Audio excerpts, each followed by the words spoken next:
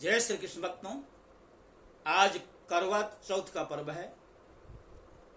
यह पर्व हम सबके जीवन में सुख शांति समृद्धि प्रदान करे और विशेषकर सौभाग्यवती माताओं एवं बहनों को उन्हें निरंतर सौभाग्य की वृद्धि का आशीर्वाद भगवान देते रहें। इन्हीं शुभकामनाओं के साथ श्रीमद् भागवत महापुराण की जो यात्रा पिछले काफी दिनों से चल रही थी, किन्हीं कारणों से कुछ दिनों के लिए स्थगित हुई थी, आज मैं उसे पुनः आपके समक्ष प्रस्तुत कर रहा हूं। पिछले अध्याय में परीक्षित के द्वारा सुखदेव जी से यह प्रश्न करना कि समता प्रिय भगवान भी कभी कभी विषमता का व्यवहार करते हैं, असुरों का सफाया करते हैं, देवताओं का पक्ष लेते हैं। भगवान को तो सर्वदा समता का व्यवहार करना चाहिए, मैं कभी कभी भगवान के व्यवहार में विषमता देख रहा हूं। ये राजा परीक्षित के द्वारा प्रश्न किया गया। तो सुखदेव जी ने देवर्षि नारद जी एवं युधिष्ठिर को माध्यम बना करके उस प्रश्न का उत्तर देने का प्रयास किया है। सुखदेव जी कहना चाहते हैं कि भगवान कभी भी विषमता का व्यवहार नहीं करते। जिन्हें राक्षस समझ करके, असुर समझ करके मारते हैं, वस्तुतः उन्हें मारते नहीं अपितु उन्हें तारते हैं, उनका उद्धार ही करते हैं। इसलिए हमें भगवान के व्यवहार पर संदेह नहीं करना चाहिए। तो यहाँ पर देवर्षि नारद जी और युधिष्ठिर के माध्यम से भगवान के जो नित्य सेवक हैं जय और विजय, उनके उपाख्यान के माध्यम से सनकादियों के द्वारा उन्हें शाप प्राप्त हुआ, वही जय विजय जिन्हें 3 जन्मों तक असुर योनि में जाने का शाप सनकादियों ने दिया, और सर्वप्रथम वही जय विजय हिरण्यकशिपु और हिरण्याक्ष के रूप में दिति के गर्भ से उत्पन्न हुए। अगले जन्म में त्रेता युग में रावण और कुंभकर्ण के रूप में आए, और द्वापर युग में शिशुपाल और दंतवक्त्र के रूप में दोनों अर्थात जय और विजय उत्पन्न हुए। भगवान ने अलग अलग रूपों में उनका उद्धार किया। तो प्रथम अध्याय में जो भूमिका बंधी थी उसको आगे बढ़ाया है। जो दूसरा अध्याय है उसमें हिरण्यक्ष का वध होने पर हिरण्यकशिपु का अपनी माता और कुटुंबियों को समझाने का जो प्रसंग है दिया गया, बताया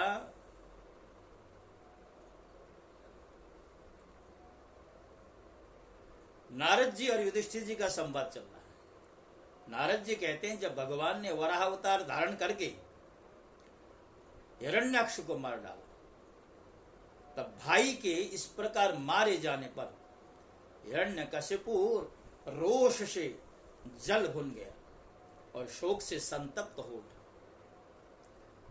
वह क्रोध से कांपता हुआ अपने दांतों से बार बार होठ चबाने लगा। क्रोध से दहकती हुई आंखों की आग के धुएं से धूमिल हुए आकाश की ओर देखता हुआ वह कहने लगा। उस समय विकराल दाढ़ों, आग उगलने वाली उग्र दृष्टि, चढ़ी हुई भौहों के कारण उसका मुंह देखा न जाता था। भरी सभा में त्रिशूल उठा करके उसने द्युमर्दा, त्रक्ष, शंबर, शतबाहु, हयग्रीव, नमोची, पाक, इल्वल आदियों को संबोधित करते हुए कहा, दैत्यों और दानवों, तुम सब लोग मेरी बातें सुनो। तुम्हें यह ज्ञात है कि मेरे क्षुद्र शत्रुओं ने मेरे परम प्यारे और हितैषी भाई की विष्णु की से मरवा करके एक तरह से हमारे साथ शत्रुता मोल ली। यद्यपि वह देवता और दैत्य दोनों के प्रति समान है, तथापि दौड़ धूप और अनुनय विनय करके देवताओं ने उसे अपने पक्ष में कर लिया है। अर्थात भगवान विष्णु के बारे में कह रहा है।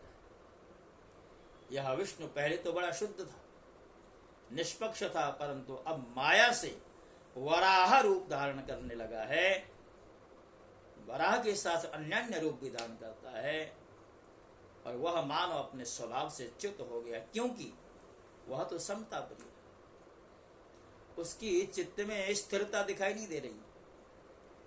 अब मैं उससे उसका जो गला है अपने त्रिशूल से काट डालूंगा और उसका मस्तक काट करके उसके रुधिर से भाई का तर्पण करूंगा, अर्थात हिरण्याक्ष का। तब जाकर के मुझे शांति मिलेगी। उस मायावी शत्रु के नष्ट होने पर, पेड़ की जड़ कट जाने पर डालियों की तरह सब देवता अपने आप सुख जाएंगे, क्योंकि उनका जीवन तो विष्णु ही। इसलिए तुम लोग इसी समय पृथ्वी पर जाओ। आजकल जहां कहीं भी ब्राह्मण क्षत्रियों की बढ़ता दिखाई देती है, वहां जो लोग तपस्या, यज्ञ, स्वाध्याय, व्रत, दान आदि शुभ कर्म करते रहे हों, उन सबको मार। जहां तहां ब्राह्मण, गाय, वेद, वर्णाश्रम और धर्म कर्म हों, उन देशों में तुम लोग जाओ और उन्हें जला डालो। दैत्य तो स्वभाव से ही लोगों को सताकर सुखी होते हैं। दैत्यराज हिरण्यकशिपु की आज्ञा उन्होंने बड़े आदर से सिर झुका कर स्वीकार कर लिया। उन असुरों ने नगरों, गांव, गऊओं के रहने के स्थान, बगीचे, खेत, ऋषियों के आश्रम, किसानों की बस्तियां, तराई के गांव, अयरों की बस्तियां और व्यापारिक केंद्र, बड़े बड़े नगर जला डाले। कुछ दैत्यों ने खोदने के शस्त्रों से बड़े बड़े पुल, परकोटे, नगर के फाटकों को तोड़ फोड़ डाला। इस प्रकार दैत्यों ने निरीह प्रजा का बड़ा उत्पीड़न किया। उस समय देवता लोग स्वर्ग छोड़ करके इधर उधर जा करके छुपने लगे, पृथ्वी पर विचरने लगे। हे युधिष्ठिर, भाई की मृत्यु से हिरण्यकशिपु को बड़ा दुख हुआ। उसने उसकी अंत्येष्टि क्रिया से छुट्टी पा ली। तब शकुनी, शंबर, धृत, भूत संतापन आदि अपने भतीजों को, भाई के पुत्रों को सांत्वना देना आरंभ किया। उसके साथ साथ उनकी माता अर्थात हिरण्याक्ष की पत्नी रुषा भानु और अपनी माता दीति को देश काल के अनुसार उपदेश करने लगा, समझाने लगा।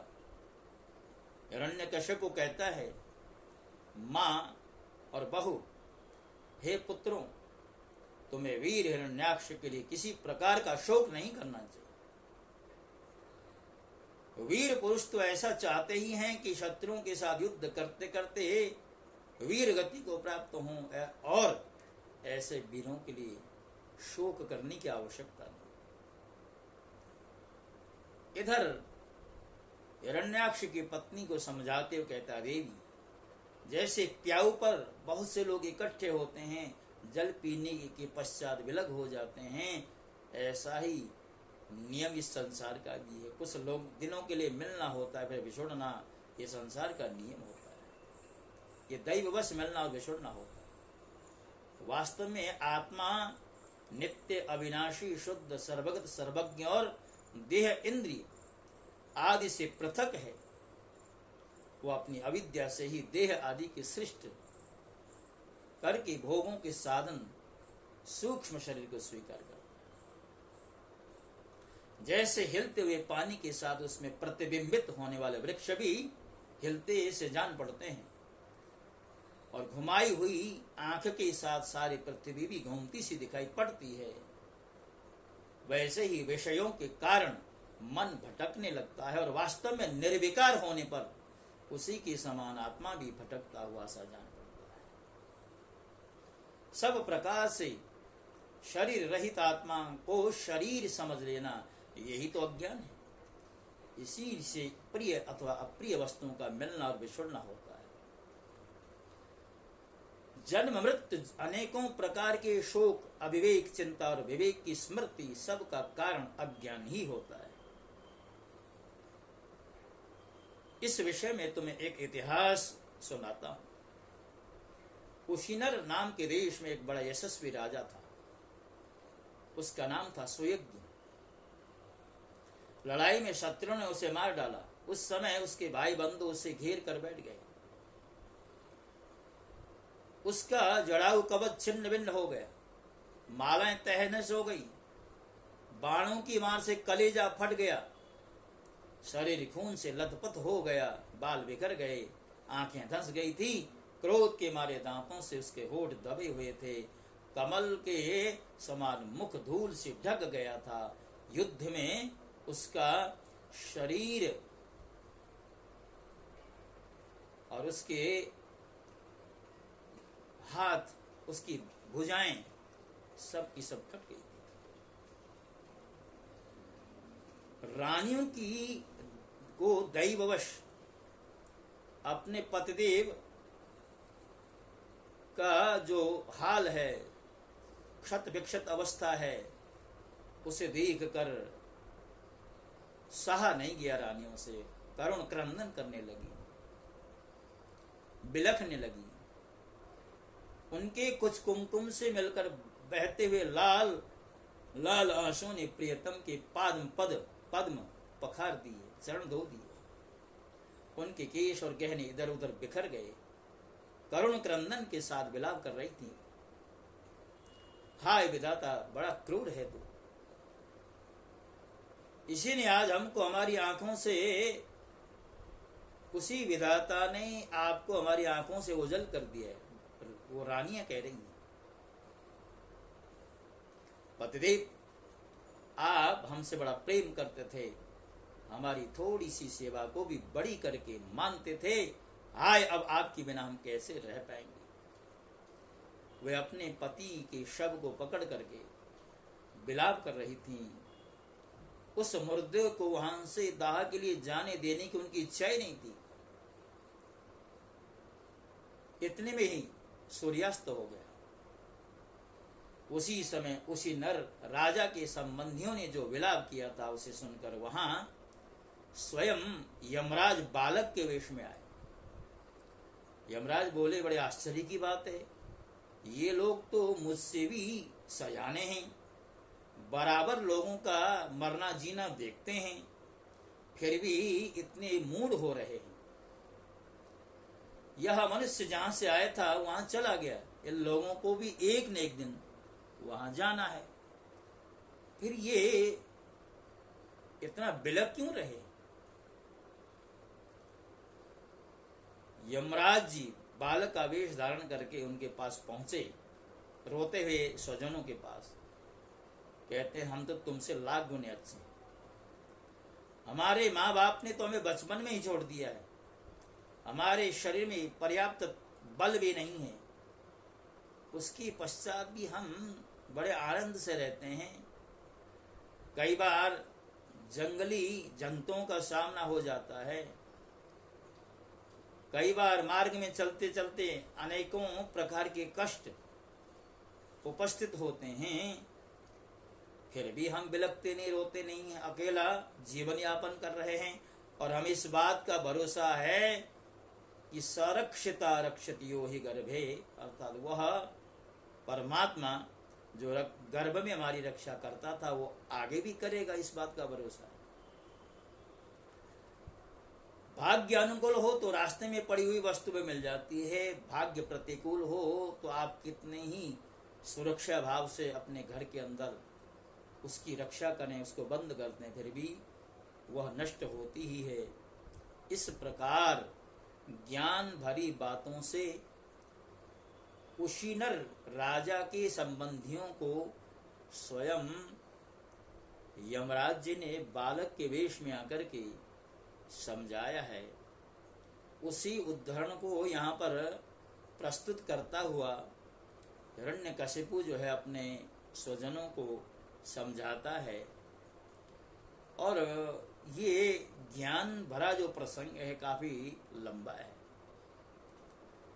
एक ऐसा भी प्रसंग आया है, एक पक्षी का जोड़ा घोंसले में रहता है, आहार के लिए माता पिता चले जाते हैं, आहार लेकर के आते हैं तो अपने बच्चों को बहेलिए के जाल में पाते हैं। आसक्ति के कारण दोनों पक्षियों का जोड़ा भी एक एक करके बहेली के जाल में फंस जाता है और मृत्यु को प्राप्त होता है।